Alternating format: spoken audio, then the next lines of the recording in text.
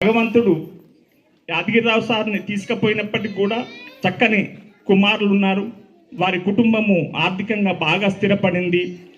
వారు భవిష్యత్తు జీవితం అంతా కూడా ప్రశాంతంగా ఆరోగ్యంగా గడపాలని భగవంతుని ప్రార్థిస్తూ వారు వారి ముగ్గురి కుమారుల యొక్క కుటుంబాలన్నీ కూడా చల్లగా చూడాలని మరొక్కసారి నేను మనస్ఫూర్తిగా ప్రార్థిస్తూ నాకు ఈ అవకాశం ఇచ్చినటువంటి మీ అందరికీ ధన్యవాదాలు. Thank you.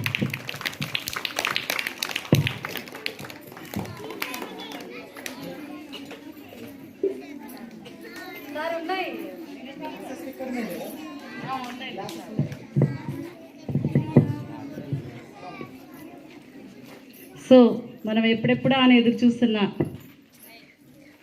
స్పోర్ట్స్ డ్రెస్ దగ్గరకు వచ్చేసినాం.